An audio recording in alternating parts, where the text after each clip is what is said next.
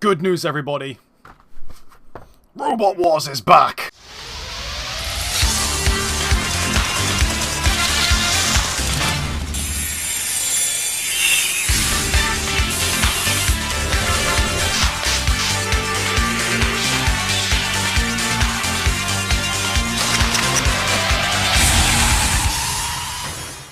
Okay, I hope you enjoyed that intro, because that is just for everybody, because unfortunately the first impression of Robot Wars is there's no intro or theme music, and I'm like, no. My little 13, 14-year-old self is like, no, where's the music? Where's the music? I guess we're gonna have to move on from that, because either they were just cutting it out to save time for this episode, or the music is not coming back. Which is very unfortunate, because, you know, I can kind of get over them changing the presenters, Dara O'Brien and Angela Scanlon. You know, they're perfectly serviceable. The only negative is possibly against Dara O'Brien. He's not... Like, I guess this is just because of me and my feelings towards the old series of Robot Wars. He doesn't seem...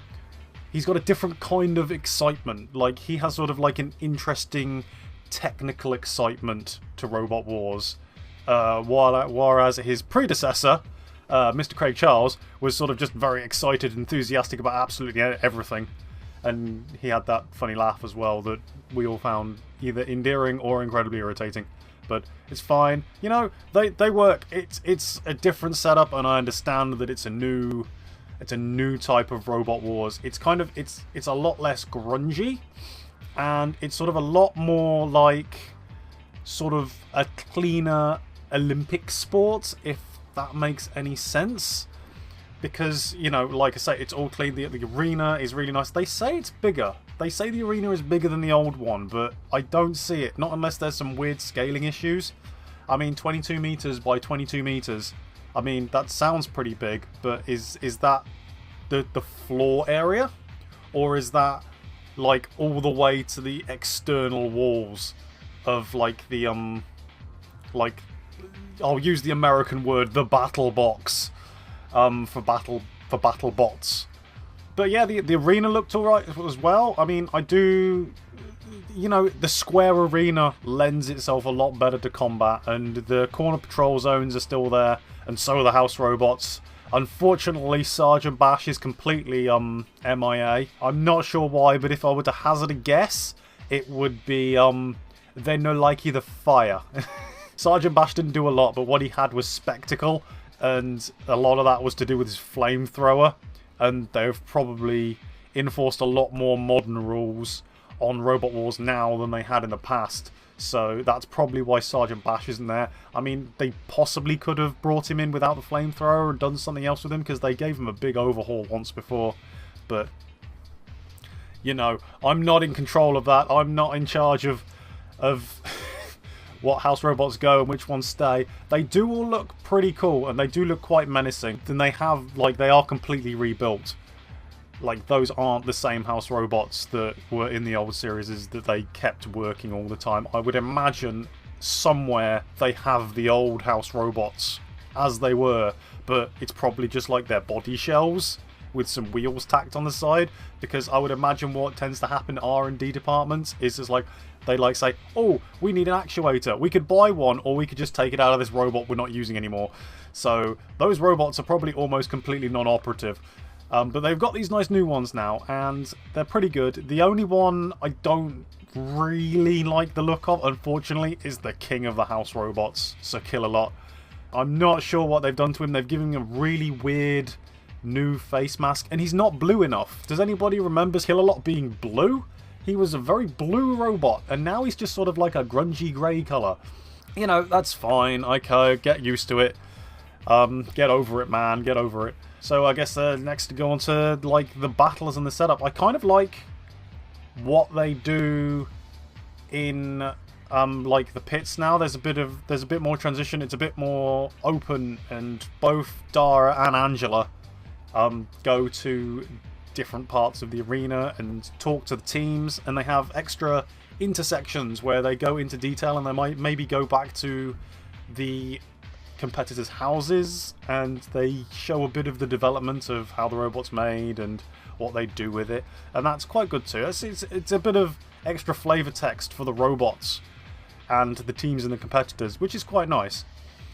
So then we got on to the battles, and what they were doing in this is having more free-for-alls, and I think it's an interesting way of getting slightly more battles out of 8 competitors, because you'd think it'd be like 8 down to 4, down to 2, down to 1, and there'd just be those 1, 2, 2 I don't know, there's probably math, there's math there. It probably turns out that it's no more battle intensive or less battle intensive than I remember the other version being, because they have the 4-on-4, and then they've got 2 people from the 4-on-4 go on, and then the 4 people that are left, they sort of compete all against each other. There's 2 people fight, and then 2 people fight, and then 2 people fight again, and then 2 people fight again. And then the top scoring people from those semi-finalist area, those 4, go on to the final. And, you know, I think that creates more fighting. Unfortunately, in this episode, which I'll get to in a second, 2 robots ended up with the same score for second place, and what they did for that was, because those 2 robots had fought previously and one of them had won, that robot went to the final. And I'm like, no, excuse me, they both had the same amount of points. You get those robots in the arena and you make them fight again. That's how it works. This is Sparta. No, it's Robot Wars. So, the first battle had Razer in it, and I don't mean to be a jerk, and I don't know if it's a shtick on their team, but the team itself always seems kind of like they got a lot of ego, which is understandable. They got a good robot, but it's sort of like the way they carry on sort of makes me want to see Razer lose, which is a horrible thing, because they're just so darn cocky about how fantastic their robot is, and you know, we'll see what happens. So like, are you going to be in trouble? No, I think we'll be alright. Razer actually went out in the first battle, and as I could say again, allude to a later, like I'll explain it later, part of me thinks that they didn't fully invest in this fight, because Razer's a really good robot, and it sort of went out in a really suspect way that maybe makes me think they took advantage of that situation and let it happen. Because Razer ended up going down the pit. It was kind of like half dragged in. Well, it was pushing another robot to the pit. Sorry, I can't remember its name. Cranky Killy or something, potentially. And it was dragging it to the pit, and then it just kind of like everything kind of spun around a bit, and then Razer went down the pit with it. So Terahertz and a robot called Nuts, which is a completely absurd robot. But I'll get onto that in a minute. Everything's get onto that in a minute at the moment. So those 2 robots went in, and I think it was Killy Cranky. That I think the team leader had, his face was familiar, so I think he was the head of the Body Hammer team. But it's been a long time since I've watched it. But he seems familiar. The second fight, there was like Behemoth, Carbide, which was, it's got like a spinning bar at the front, and it is absurdly powerful. I can't really remember what the other 2 were. I feel bad. You sort of remember, because like these are the robots that went through to the next rounds, so I saw a lot more of them. Anyway, so at the end of it, Behemoth went through and Carbide went through, but not before Carbide like took huge chunks out of Behemoth. Or was that in the fight? No, that wasn't that. No, ignore what I'm saying. And then we went on, and okay, there's the 4 people gone through. There's Terahertz, Nuts, Behemoth, and Carbide. Yeah. So it went on to the next round, and it was Terahertz versus Carbide, and Terahertz did actually win that round. But I got Carbide in the pit. Unfortunately, like, Terahertz was made really well against Carbide, because it had, like, it's got the spinning bar Carbide, but Terahertz is like a really thick front end. And as it like hit it, it was always glancing off, and then they just kept on with it and kept on with it. And I was thinking, why aren't they using the axe? And it was because their axe wasn't working. So if Carbide had got a good hit on them and tipped them over, that probably would have been just about it. But at the end of the day, Terahertz got through that, and you know, that was pretty good. And then we got to the second fight, which was Nuts versus Behemoth. And Nuts was really starting to live up to its name there, because it's got its like weird roll bar, and it's got chains and flails and 2 little mini bots that come out and fly around.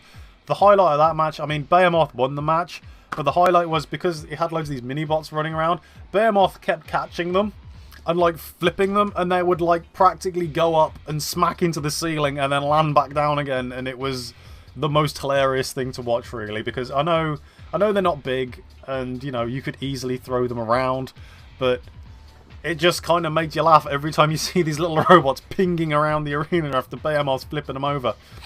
But you know, Behemoth won that round, and that's pretty good as well. The two winners from the other rounds fighting each other. It was Terahertz fighting Behemoth, and Behemoth unfortunately did manage to beat Terahertz, because yet again Terahertz's axe was still not working. And that was very unfortunate. I really like Terahertz, but their team, like the team as a whole, they have like some of the worst luck. Like some of the stuff just never works when it needs to. And the next fight was one of the spectacular fights, because it was Nuts versus Carbide, and Carbide systematic. You remember the good old days of Hypnodisc fighting things and destroying them? It was this all over again, and this kind of like watching Carbide work was probably the most exciting part of the whole episode, because it just kept going and going and going and going, and it was like smashing into Carbide, and it knocked off its big roll bar, and it was pinging microbots across the arena, and then eventually it hit it so hard that it not only knocked the wheel off, it practically pulled the wheel out with the motor still attached to the wheel. And yeah, then of course Carbide won, which was, you know, pretty nice.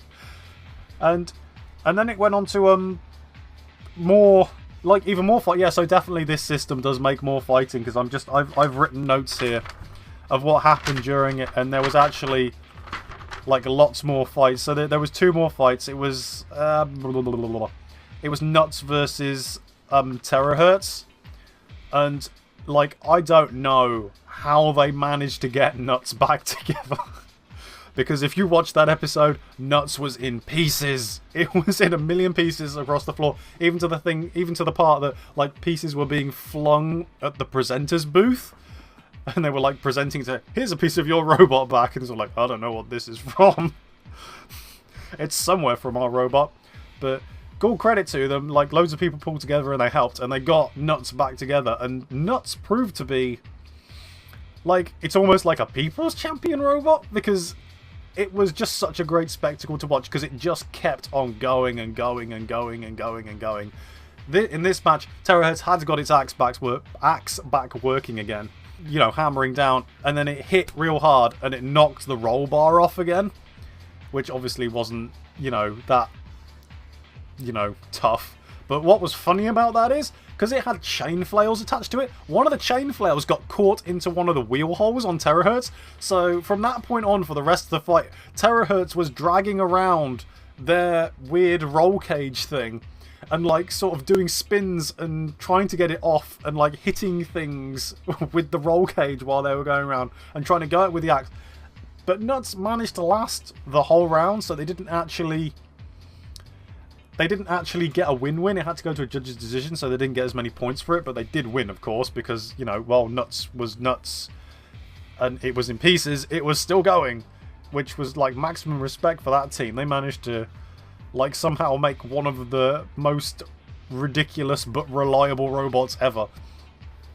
And after that, Carbide fought Behemoth, and this was like a really, well, it wasn't a long fight, because Carbide, basically, they managed to get up to speed pretty quick, and Behemoth tried to flip them.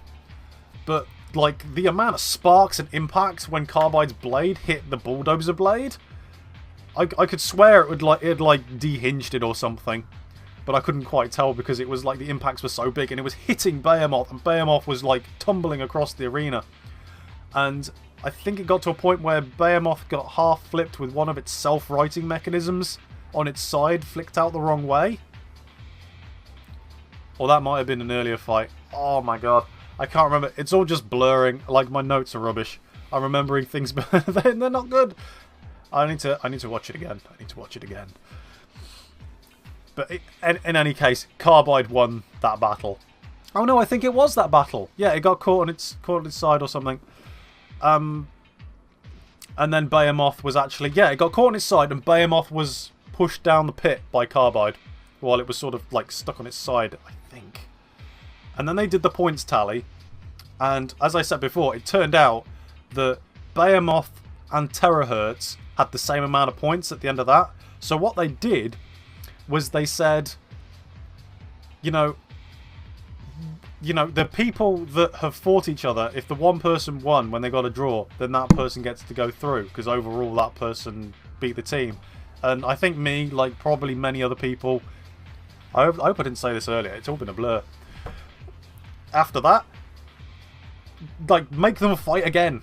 Behemoth versus Terahertz again. You've got to do that. That's how you decide. You don't just say, oh well, you won one against that robot before, so you can go through. No, it's all about the carnage. You got to get Terahertz fighting Behemoth again, and they've got to get that axe working, and it's going to be perfect, and it's going to be amazing. So basically, that led into the grand final, which was Carbide versus Behemoth again, and they'd already just been defeated by Carbide, so they probably weren't too enthusiastic about how the fight was going to be going.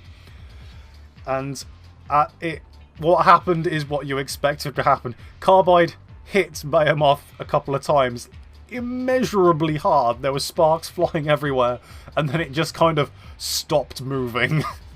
And I don't know if that was on purpose or not.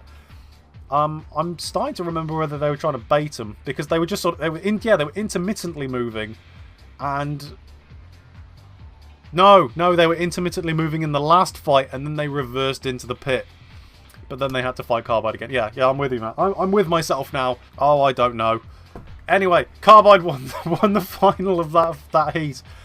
God, I cannot get it together. I need to write better notes next time, because I don't want to script this. I just want to do it improv, because it's more sort of and I'm really excited to see what happens next week.